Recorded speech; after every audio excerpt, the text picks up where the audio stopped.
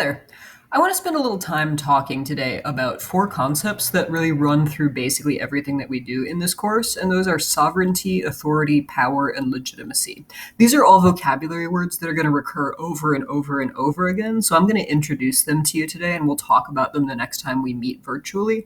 But they're also going to run through this course, and so if the definitions are a little bit fuzzy for you now, don't worry, you will have approximately 3 million other opportunities to review them this semester. The first is sovereignty, which is, according to the College Board and also most political scientists, a really essential characteristic of a state. And I'm going to do something that I don't do super often, which is just to read you the text that the good folks at the College Board have given us as the definition for CompGov purposes of what sovereignty is. The College Board tells us a sovereign state has independent legal authority over a population in a particular territory. And I want to highlight four aspects of that.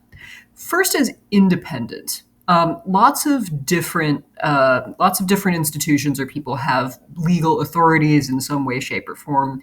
You might argue that a teacher has the authority to determine your grades. You can say that the city of Cambridge has the legal authority to ticket you for parking illegally or whatever.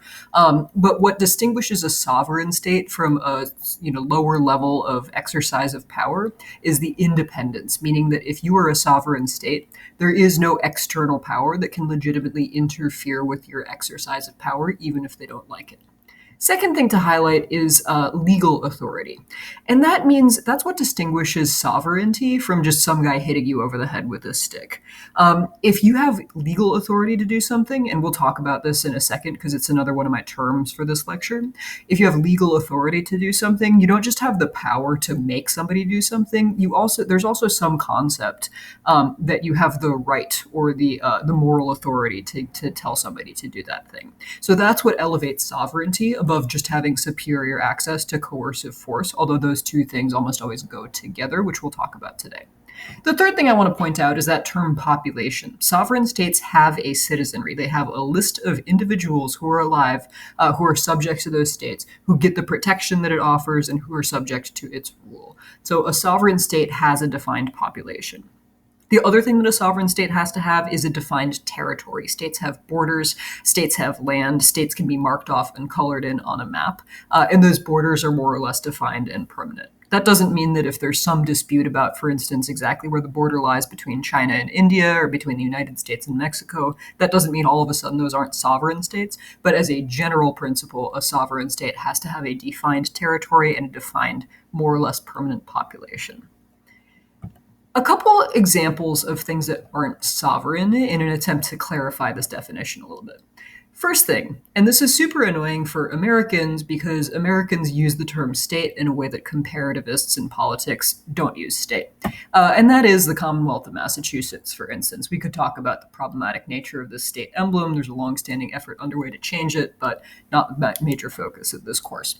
For the purpose of this course, I'm going to do my best. I'm going to ask you to do your best to refer to what Americans call states, like Massachusetts, Virginia, Wisconsin, not as states, but as subnational units of government. I know, considerably less catchy. And the reason we're going to do that is because those subnational units of government have powers, have authorities, but aren't sovereign. Right? So if the state of Massachusetts, for instance, just to make up an example, legalized the recreational consumption of marijuana, that means that Massachusetts isn't going to ask its police force to interfere with the recreational consumption of marijuana within certain parameters, but that doesn't mean that the federal government can't come in and enforce federal laws concerning drug possession and drug consumption and drug distribution because the federal government has sovereignty and the state of Massachusetts doesn't. Same thing if the state of Massachusetts decided it wanted to pass any other law that the federal government has the authority to come in and override. So Massachusetts has some authority, it has some power, but it is not sovereign in the CompGov sense, which is why I'm going to do my best to not refer to it as a state for the next several months. Second non-example is militias, just random groups of people. The gentleman you see here is pictured defending property in the midst of protests this summer in Kenosha, Wisconsin, which you probably have followed, I hope, in the news. And what he has is power, as indicated by his gun, but he doesn't actually have any particular legal authority, and his authority to enforce what he wants other people to do using that coercive power is by no means uncontested or accepted widely as legitimate, right? So groups of armed citizens can exercise power, but they're not sovereign in the sense that there are other authorities which have the legal authority to tell them not to do that. A third example is religious groups, right? So you might think, for instance, of the Catholic Church as an organization which has certain authorities to set moral laws, laws of behavior, spiritual laws, etc., and which has a pretty defined membership, right? So if you're a Catholic, there's a hierarchy of people who are supposed to, whose authority you're supposed to recognize to provide spiritual guidance and to interpret sacred texts. Nonetheless, the Catholic Church isn't, in the modern sense, sovereign, except in a very small chunk of territory in the Vatican. And its authority isn't uncontested, right? Nor does it necessarily have a permanent population, nor does it have defined borders, right? So you can be a Catholic and recognize the authority of the Catholic Church in certain areas of your life, but that doesn't exempt you or preclude you from being a citizen of the United States and also recognizing the authority of the United States government in your life. So there are organizations which exercise power, which exercise authority, which make decisions, which have members, which might own land, for instance, in the sense of having territory, but nonetheless, those aren't all sovereign states. The fundamental question for any state is, how do I keep sovereignty? How do I maintain sovereignty? How do I stop somebody from overthrowing my power to exercise legal authority within this defined territory over this defined population? And I'm going to suggest that there are three interrelated, overlapping ways in which states maintain their sovereignty.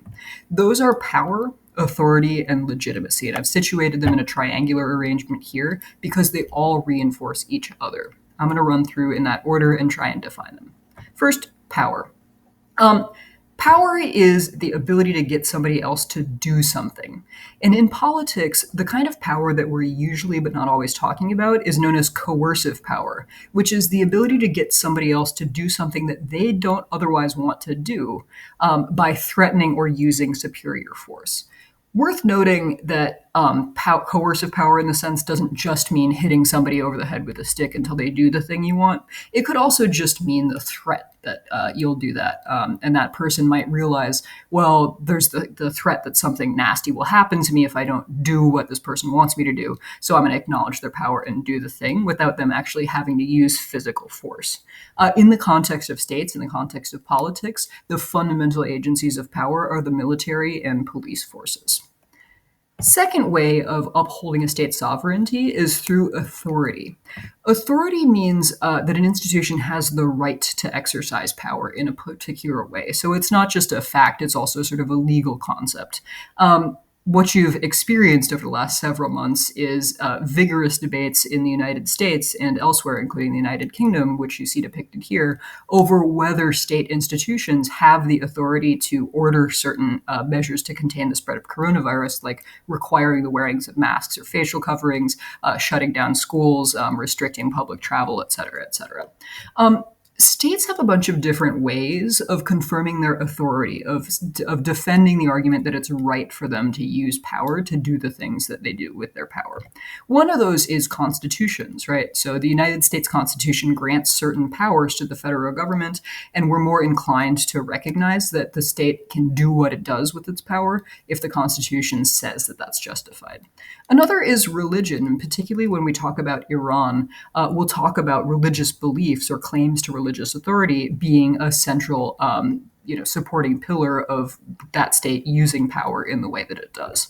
A third possibility is legislatures, which in most of the countries we're going to talk about in this course are elected directly or indirectly by the citizens. And so we tend to have a view that when the elected representatives of the people have passed a law, that it's right and just for that law to be enforced using power. A final possibility, following a similar logic, is just popular support. One reason why some people in some places have generally acknowledged that governments have authority to do things like order the wearing of masks in public places is because a large number of members of the public support that decision. And in places where those mask mandates are more controversial, you generally see less popular support for the idea that that's how we should be acting to contain the spread of COVID. There's lots of other ways in which states could defend their authority. There's lots of other legal, moral, philosophical arguments, but these are some of the really common ways in which states defend their authority. The final leg of this three-legged stool, if you will, is legitimacy. And if authority is a moral or ethical or legal concept, legitimacy is almost a psychological concept. The College Board gives us a definition, which I'm going to quote verbatim here, which is that legitimacy refers to whether a government's constituents believe that their government has the right to use power in the way that they do. So, in other words, if a government is viewed as legitimate, not only does it have some claim to authority, its citizens generally accept that authority. It's important to note that legitimacy doesn't necessarily equate directly to whether a government is popular or whether its citizens accept every single decision that that government or that state has made. It's slightly broader than that. There's a bunch of different sources of legitimacy, but here are some of the common ones. Some states claim legitimacy through elections. You voted for us. We are using our power in the way that you voted for us to do it. Therefore, you should accept it. And many people will often say that even if they don't agree with 100% of their government's decisions, they agree with the process by which the members of that government were selected, and therefore the government's legitimate. A second possibility, again, is constitutions, right? Many citizens, and Mexico is a really good example of this, attach a lot of importance to the text of their constitution, believe that the process by which that constitution was drafted and ratified is itself valid, and therefore accord legitimacy to their government as long as their government operates within the parameters of that constitution. A third possibility is ideology, and that might be religious, that might be political, that might be thinking about ideas of nationalism, that might be thinking about preserving a certain tradition in the country. But a government that acts in accordance with an ideology that's broadly held by its citizens can often defend its claim to legitimacy, can often earn legitimacy with members of the public. A good example of this is the ways in which Vladimir Putin's government in Russia over the last 20 years now has claimed to be defending Russian national pride or national strength or national honor. And so Putin makes regular appeals to nationalism in order to bolster his legitimacy. A fourth option, which is a little less technically sophisticated, but actually really important on a day-to-day basis, is just governing effectively. So China, for instance, can't claim elections as a key source of legitimacy because the Chinese citizens don't have the ability to directly elect the members of their national government. But China's government has managed to secure really consistent economic growth, outpacing many other countries in the world over the last few decades fairly consistently. And so the ability to deliver those desirable policy outcomes is an important source of legitimacy for the Chinese government. You'll see other governments earning legitimacy with their citizens in present times because of what's perceived as apt or able or competent handling of the COVID pandemic. Those are some of the most fundamental pieces of vocabulary for this course. I'm going to send you off now to do a short quiz to assess your understanding of those four terms, but we will talk about them again in class, and we will talk about them again pretty much incessantly until the end of the semester. That's all.